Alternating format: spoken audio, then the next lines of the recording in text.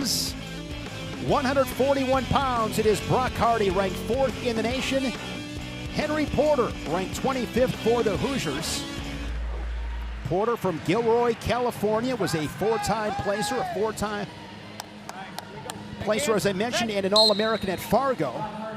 And Brock Hardy, what a career he has had. Hardy this season picking up his 100th win in a Cornhusker singlets. The 3-time All-American from Brigham City, Utah. Box Elder High School captured 4 Utah state titles.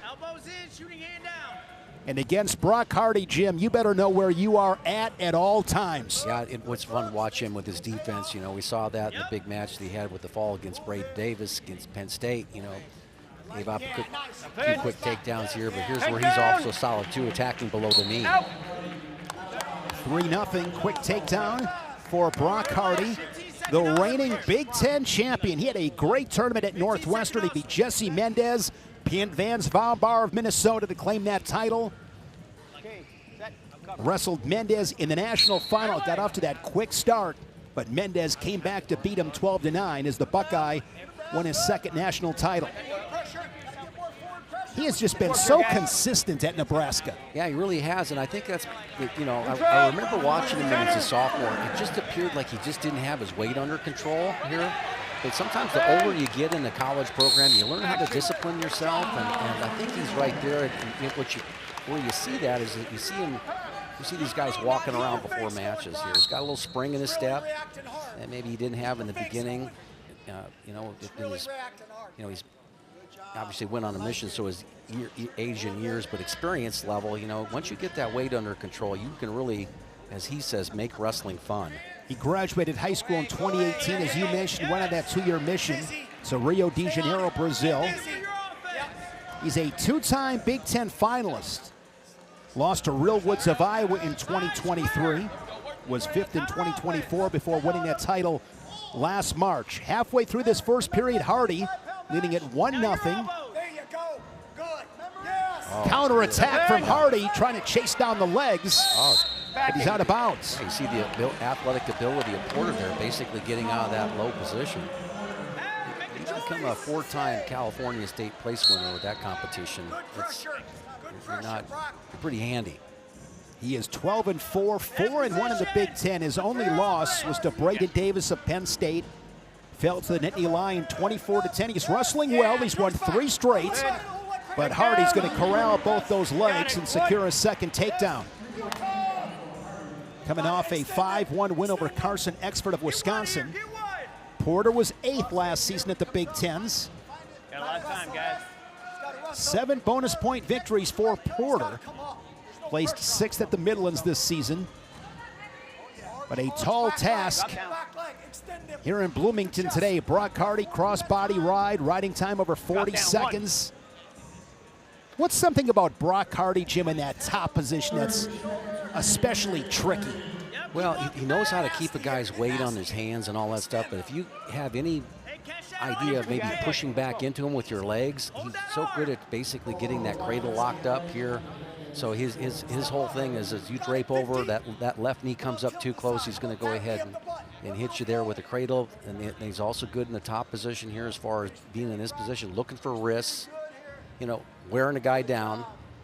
But I enjoyed watching this 2nd takedown change, just because watch him attack the leg, all right, and watch him pull back out a little bit.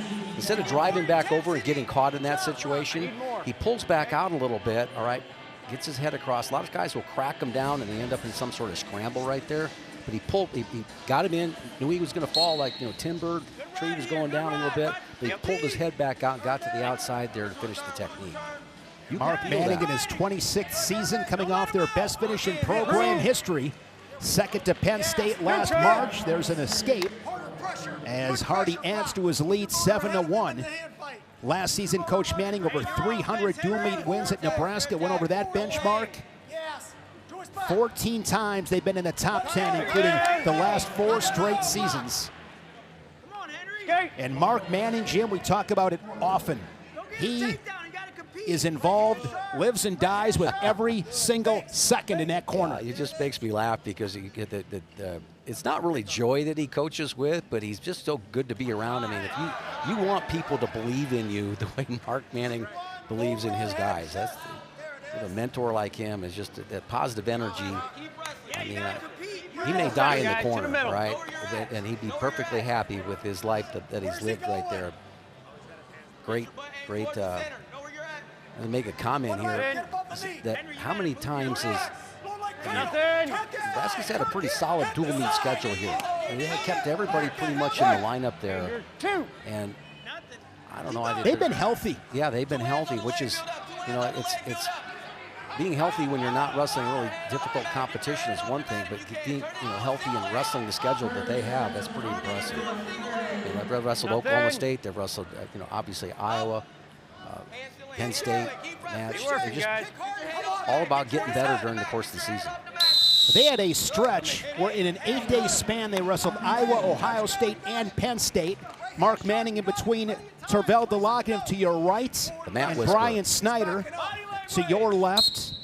Phenomenal coaching staff there in Lincoln. Just a good combination of guys, love the sport. Great counter there from Hardy on a double leg. He's going to score again as he works up. Looking for something big in the final seconds. Just missing out on near fall. 13-2. Brian Snyder was a 4-time All-American. James Green there in the background as well. He was a Big Ten champion in 2014. There's James Green. James Green always looks good. One of the best dressed guys in wrestling. Always looks good. Inside collar going there. He's always clean. Check him out. Here we go.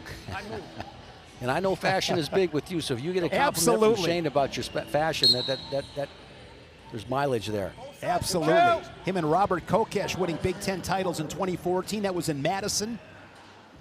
13-3 for Brock Hardy, looking for his 13th bonus point victory of the season.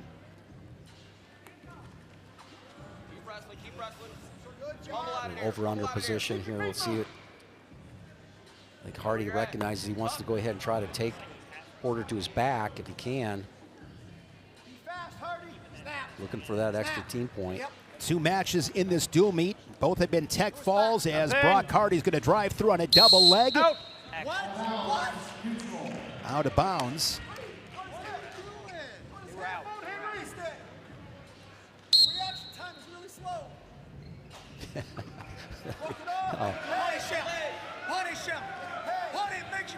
Reaction time. The two most debated words in all of wrestling. Yeah, we heard that from the back row. I don't exactly know who said it, but that's why I got the chuckle here, because that's all everybody's talking about is the wide variance in reaction time in our sport. Oh, beautiful ankle pick right there. Time to perfection there from Brock Hardy. Watch your leg. Watch your leg. Needs one more for the tech fall. He's got 50 seconds to work with, and right back in with an attack is Brock Hardy. Single leg, crackdown position on the edge. And gets that restart. Good mat awareness there from Brock Hardy to get out of bounds. Yeah, I had a call that I used to say ditch it, all right? Just go punt.